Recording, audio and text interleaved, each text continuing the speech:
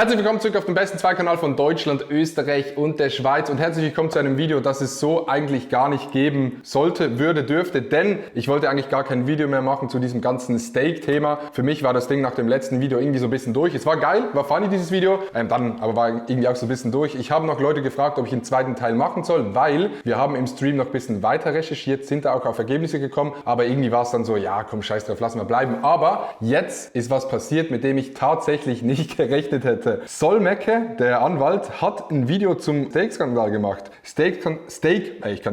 Steak-Skandal bei Game Boy Royal. So kriegt Elias N97 seine 1500 Euro zurück. Sehr, sehr spannendes Video, das werden wir danach angucken. Aber zuvor will ich euch noch ganz kurz präsentieren, was wir im Stream recherchiert haben. Denn ich bin noch mal ganz kurz in die Akten gegangen, habe mehrere Beweise herausgesucht und natürlich mit meinen Arbeitskolleginnen auf der Ermittlungsanwaltschaft geredet. Das hier ist der letzte Stand vom Stream, okay? Wir haben das alles noch mal besser aufgezeichnet, besser markiert. Und der Stand vom Stream war, dass alle bezahlt haben oder für alle bezahlt wurden, außer der Tisch von Amar. Das war der Stand vom Stream, okay? 39 Steaks, 35 Leute, es wurden mindestens 2 Steaks nachbestellt. Hier rechts seht ihr so eine grobe Abrechnung, was in diesen 1500 Euro drin waren, weil in diesen 1500 Euro war ja auch das Geld von Eli drin, bla bla bla. Wir haben das alles analysiert und ermittelt und sind auf das Ergebnis gekommen, der Tisch von Amar hat nicht bezahlt. Also habe ich im Stream Amar angerufen und ihn gefragt, ja Bro, wo ist diese Rechnung? Und Amar hat gesagt, ich schicke dir diese Rechnung. Und Amar hat mir diese Rechnung geschickt.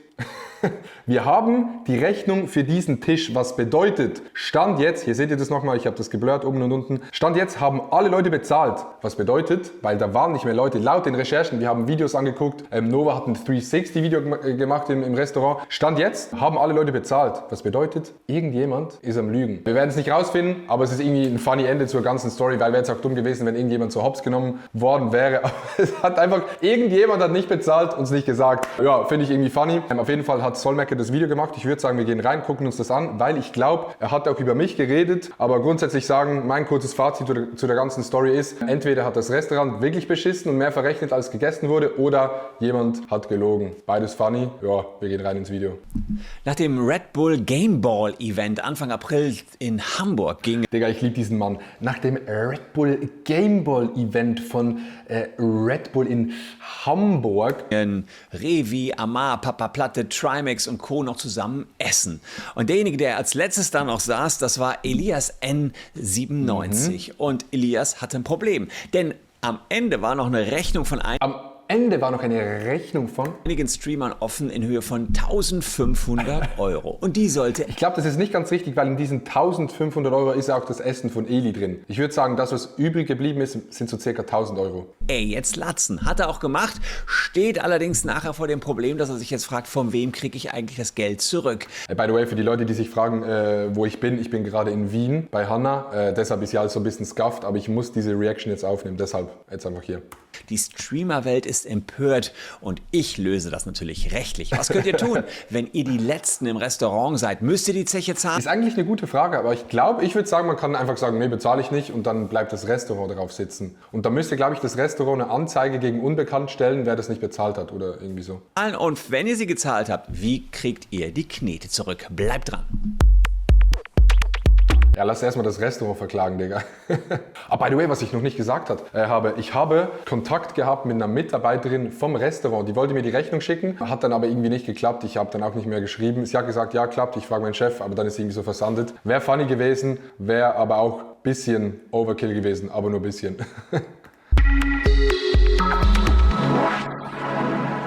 Hallo, ich bin Christian Solmecke, Rechtsanwalt und Partner bei WBS Legal in Köln. Und wenn ihr rechtlich up-to-date bleiben wollt, auch aus der Welt der YouTuber, dann lasst gern ein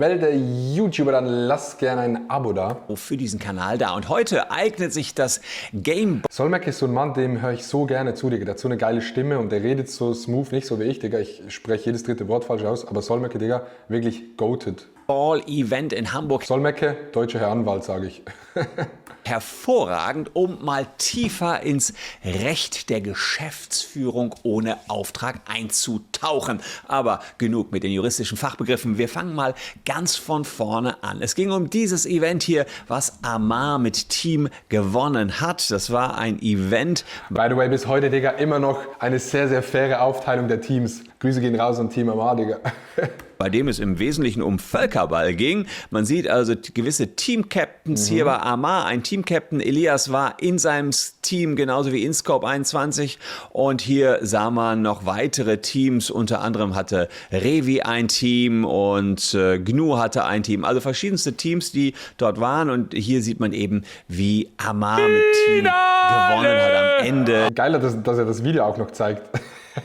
Digga, Solmecke einfach deutscher Ludwig, sage ich ehrlich. Den Pokal überreichen. So sah das aus, das Abwerfen im Völkerball. Ja, Digga, dann schneiden sie mich wieder rein, wie ich verkacke. Ja, scheiß drauf. Und deshalb freuen wir uns jetzt, euch den ersten Red Bull Game Da war. Aber die Teams sind nachher zusammen essen gegangen, wie man das eben so tut, unter Siegern und Verlierern, dass man gemeinsam Wie man das eben so tut unter reichen Influencern. essen geht. Sie saßen im Klüppchen und manchmal hat einer am Tisch gesagt, ja komm, ich zahle hier für den Tisch, ist egal.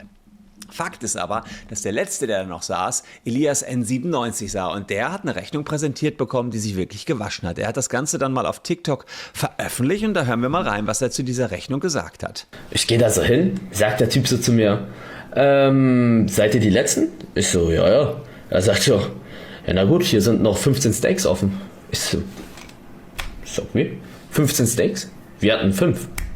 Also nee, hier sind noch 15 Steaks, ein paar Beilagen, ein paar Getränke sind hier noch offen. Ich sag so, okay, wie viel ist es denn? Er sagt, 1500 Euro sind noch offen. Ich so, Digga, wie 1500 Euro? Bro, wieso hat eigentlich Eli das Mic von seinem Headset vorne, obwohl das Mic vom Headset gar nicht an ist? So unsatisfying. Er sagt so, also es tut mir leid und so, hier sind noch 1500 Euro offen. Da meinte er so, soll ich die anrufen, dass sie herkommt? Ich so, nein, so scheiß drauf, aber was ist da? Habe ich mir das so angeguckt? Digga, da haben 10 Leute ihr Steak nicht bezahlt. Und Ich glaube, diese Aussage können wir tatsächlich mittlerweile als falsch. Das können nicht, laut den Recherchen des investigativen Journalismus-Teams von Adrian Vogt aus Basel, können das nicht 10 Leute gewesen sein. Aber alle haben gesagt, sie haben bezahlt. Es bleibt spannend. das, weißt du, es kann ja passieren, meine Pommes, oder meine Cola nicht anzugeben, so, das vergisst du. Digga, da gab's Sachen, da gab einfach 10 Leute, haben einfach ihr Ja, also tatsächlich 10 Leute haben Ja, also kein Bock mehr auf den Clip, Digga. ihr Steak nicht bezahlt und da muss man sagen, das ist höchstwahrscheinlich schon vorsätzlich gewesen. Oder bin ich komplett dumm und waren die 1500 das, was noch übrig blieb nach Eli? Aber ich glaube nicht. Weil Eli hatte gesagt, er ging zur Kasse und hat gesagt, ja, ich bezahle den Rest noch, das muss ja sein Stuff sein und dann waren es 1500, ne? Glaube ich. Apropos Vorsatz, wir gehen gleich drauf. Hey, by the way, ganz kurz das Disclaimer, ne? Für alle Leute, die unter dem letzten Video kommentiert haben, Bruder, der nimmt das ja voll ernst. Es ging jetzt nicht darum, irgendjemand zu exposen. Ich habe das auch auf Twitter geschrieben oder so, Digga. Es ist einfach ein funny Thema. Ich glaube, es wurde eine lustige Story daraus und das Ganze investigativ zu erarbeiten. Aber am Ende des Tages scheiße für Eli, das ist klar. War aber dann, finde ich, eine lustige Story so. Drauf ein, wie das Ganze zu betrachten ist. Checkt ihr mal aus, ob ihr einen Dieser-Vertrag habt. Ihr wundert euch, manchmal habt ihr einen Dieser-Vertrag, ohne das überhaupt gecheckt zu haben. Denn dann habt Noch kurz die Werbung reinschlänzen, Digga. ihr möglicherweise Anspruch auf Businessman. 1000 Euro. Ein Businessman. Vodafone-Kunden haben zum Beispiel häufig einen Dieser-Vertrag, ohne das zu wissen. Da gab es eine kostenlose Aktion mal. Einfach hier den QR-Code abfotografieren. Dieser hat die Daten von euch leider abhanden kommen lassen, beziehungsweise einen Auftragsnehmer von dieser und wir verklagen die gerade im großen Stil. Checkt's mal aus. Digga, imagine du sagst, ey Bruder, wir verklagen die gerade im großen Stil. Wir können das einfach. Dauert 5 Sekunden. Ja, rechtlich ist die Sache eigentlich ganz klar. Elias war zwar der Letzte, aber die Zeche, die musste er hier nicht zahlen. Denn dieser Rechtsirrtum, der Letzte zahlt die Zeche, der schwirrt in euren Köpfen rum, hat aber mit Jura rein gar nichts zu tun. Denn derjenige, der im Restaurant was bestellt, muss natürlich das Essen bezahlen. Aber auch nur das, was er selbst bestellt hat. Elias hatte hier nicht 15 Steaks bestellt. Er hat wahrscheinlich 1 bestellt. Vielleicht hat er auch noch gesagt, ich zahle den Tisch. Okay, dann hat er das freiwillig übernommen. Aber auf keinen Fall die 10 Steaks, die da noch offen waren und das ganze andere, was da noch offen war, in Höhe von 1.500 Euro. Da haben sich also wirklich Leute rausgeschlichen, die nicht... Ja, okay, es kann auch sein, dass die 1.500 das war, das noch nach Eli übrig geblieben ist. Das kann sein. Vielleicht war ich da falsch. Dann sind meine Recherchen doch nicht so gut wie gedacht. Aber ja, ich glaube, es ist... Ja, scheiß drauf. zahlen wollten. Fakt ist, selbst wenn Elias vielleicht für andere noch mitbestellt hat und das für den Ober erkennbar war, dann hätte er nicht zahlen müssen, aber da deutet hier ja gar nichts drauf hin. Problem vielleicht, schon mal der Hinweis an euch, wenn ihr die ganze Zeit nur auf euren Deckel die ganze Zeit bestellt, ist das zwar nicht eure Rechnung, aber ihr müsstet nachher beweisen, wem was zugeordnet werden soll. Das heißt, da auch vorsichtig sein. Ja, lass das nächste Mal bei der Bestellung ein Beweisvideo aufnehmen, wer bestellt. Einfach mal die Bestellung aufnehmen. Wenn das da so einen Rädelsführer gibt, der die ganze Zeit bestellt, der hätte nachher eine Beweisproblematik. Keine echte rechtliche Problematik, materiell rechtlich hätte er trotzdem das Ganze nicht auf seinem Ticker, aber er müsste beweisen, dass er es nicht für sich bestellt hat, sondern für die anderen. So, haben wir hier aber nicht. Elias saß da einfach nur ganz brav, hat für sich ein Steak wahrscheinlich bestellt oder was auch immer er bestellt hat und sollte jetzt für die anderen bezahlen. Das hätte er nicht gemusst. Also er hätte keine Rechnung bezahlen müssen, hätte den Wirt darauf verweisen können, lieber Wirt, Ey, der Wirt ist der Wert, Digga. die sollen doch bitte selber ihre Rechnung Sollen doch bitte selber ihre Rechnung bezahlen. zahlen. Hier sind die Adressen, Telefonnummern, das wäre vielleicht im Datenschutz, kann man noch nachdenken, aber in diesem konkreten Falle würde ich sagen, würde das Datenschutzrecht zurücktreten. Er hätte die Anschriften und Adressen der Menschen entsprechend nennen Aber das macht natürlich niemand, ne? Das ist viel zu viel Aufwand. können und der Wirt hätte das dann auf zivilrechtlichem Wege eintreiben können. Mit Ey, imagine, das gibt's, aber das hat es safe schon mal gegeben, ne? Wenn du so eine richtig große Rechnung hast und dann verklagst du einfach deinen Kunde, Digga. Ist schon sehr dumm, ne? gerichtlichen Mitteln. Wobei man muss auch sagen, die Ware, die das Restaurant verkauft hat, hat ja für das Restaurant nicht so viel Wert, wie bezahlt hätte werden müssen. Die haben ja Marge und alles da drauf. Vielleicht 1.500 in Verkaufswert wäre für so ein Restaurant vielleicht, ich würde sagen 300, 200 Warenwert, keine Ahnung. Im Zweifel die Forderung durchsetzen. Sowas gibt es schon mal, wenn Leute von der Tankstelle wegfahren, ohne zu bezahlen. Dann werden die Tankkosten höher durch Detektivkosten und alles bis zum 10-fachen des Benzinpreises, hat der Bundesgerichtshof mal entschieden, hätte hier auch passieren können. Also wer für pro Fall hätte der Wirt ermitteln können und pro Fall hätte der Wirt jetzt hier die Rechnung schreiben können. So. Das ist aber nicht passiert. Elias hat ja die 1.500 € ausgelegt. Und jetzt ist die Frage, was ist denn, wenn ich die Schulden eines anderen bezahlt habe? Darf ich die überhaupt übernehmen, die Schulden von anderen? Und da haben wir den 267. Die Schulden anderer übernehmen, Digga, klingt eigentlich, Digga, ist so krass, ne? Das klingt so logisch, aber ich wäre nie drauf gekommen. BGB, Leistung durch Dritte. Hat der Schuldner Bürgerliches Gesetzbuch, Leistung durch Dritte. nicht in Person zu leisten, so kann auch ein Dritter die Leistung bewirken. Die Einwilligung des Schuldners ist nicht erforderlich. Sprich, man darf auch die Schulden für Dritte begleichen. Das heißt, Elias hatte die Möglichkeit, hier auch ohne Einwilligung die Schuld seiner Mitesser, sage ich jetzt einfach mal so, zu Der Schmarotzer, Digga, der Schmarotzer. begleichen. Digga, das waren einfach Schmarotzer, wie so Pflanzen, die auf einem Baum sind und sich vom Baum ernähren. Das sind Leute im Restaurant und ernähren sich eigentlich von Elis Geld. So weit, so gut. Aber die Frage ist ja dann, jetzt hat er die Knete auf den Tisch gelegt, für die anderen die Schuld gegenüber dem Wirt, für die anderen beglichen. Aber wie bekommt er sein Geld zurück? Auch dafür hält unser Recht schöne Paragraphen parat und da sieht man Bürgerliches Gesetzbuch, Ersatz von Aufwendungen. die sogenannte GOA, die Geschäftsführung ohne Auftrag in 683 Absatz 1 Satz 1 im Geschäft, im Gesetz. Ey, denkt ihr, der sucht sich das immer selber raus oder hat er so ein Team, der das ihm bereitstellt? Weil es wäre schon crazy. Oder kennen Anwälte einfach alles? Gesetz geregelt. Dort heißt es, entspricht die Übernahme der Geschäftsführung dem Interesse und dem wirklichen oder dem mutmaßlichen Willen des Geschäftsherrn, so kann der Digga, ich habe nichts verstanden. Geschäftsführer wie ein Digga, ich Beauftragter hab nichts Ersatz seiner verstanden. Aufwendungen verlangen. Das klingt kompliziert, heißt Das klingt kompliziert, ist aber auch kompliziert. aber nichts anderes, dass in dem Moment, wo ihr ein Geschäft für jemand anderen macht, was in seinem Sinne ist, die Knete zurückbekommt. Ja, also das ist manchmal so, dass juristische Texte aus sich raus nicht so ganz verständlich sind, aber das ist Nee, nur manchmal. Nicht so oft, nur manchmal. ja eigentlich ganz simpel. Ihr macht für jemanden Geschäft und Geschäfte. Naja, das ist zum Beispiel das Löschen eines brennenden Hauses. Das ist ja in seinem Interesse, dass ihr das Haus löscht. Dann habt ihr das Geschäft für ihn geführt. Er ist nämlich gerade nicht da. Habe ich jetzt das Video die ganze Zeit nicht auf Fullscreen geguckt? Nee, oder? Bin ich dumm? Ey, falls ich das gemacht habe, big sorry, ich bin der dümmste Mensch auf dieser Welt. Ich hoffe nicht. irgendjemand, ja, dann kriegt ihr auch die Kosten fürs Löschen zurück. Oder ihr seht die Blumen im Vorgarten, die verdursten und ihr gießt die, ohne dass euch der Nachbar was gesagt hat. Aber es ist in seinem Interesse, dass die Blumen noch überleben, weil es sehr teure Blumen sind. Dann kriegt ihr die Wasserkosten und vielleicht auch eure Aufwendungen ersetzt. So. Das Wort Geschäft ist sehr, sehr breit. Und wenn man für jemand Ja, lass mal, weil man die Blumen vom Nachbar gegossen hat, einfach mal Geld, lass den einfach mal verklagen, Digga. Scheiß drauf. anderen jetzt die Zeche bezahlt, wäre das auch ein Geschäft. Und das muss man hier sagen. Also, Elias Ey, Digga, ich glaube, ich habe wirklich gerade das ganze Video nicht im Fullscreen geguckt. Digga, auf Lehrer angelehnt. What the fuck? N97 hat eine Geschäftsführung ohne Auftrag durchgeführt. Und deswegen bekommt er die Knete von denjenigen, für die er die Zeche beglichen hat, auch zurück.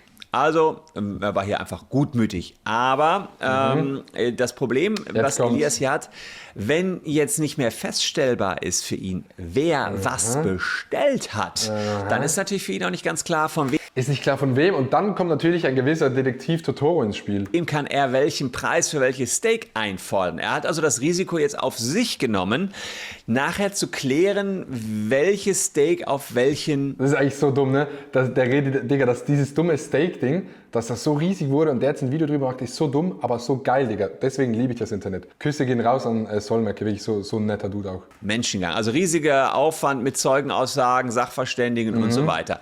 Er Die Frage ist, sind diese Zeugenaussagen wahr? Man weiß es nicht. hat allerdings einen Investigativ-Social-Media-Menschen an der Seite.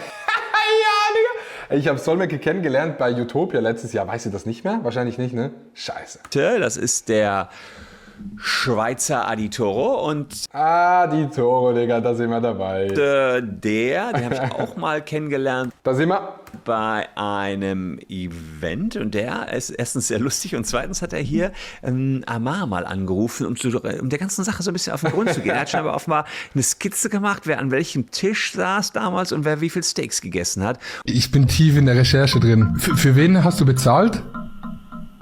Für meinen kompletten Tisch.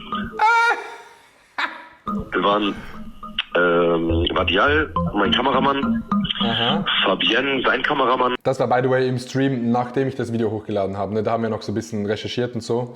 Ich sage recherchiert, als wäre ich wirklich ein Journalist, aber da haben wir noch so ein bisschen geguckt. Und Stefano, mein Mitarbeiter. Also wirklich Sherlock Aditoro. 6 Leute oder sowas, 7 Leute.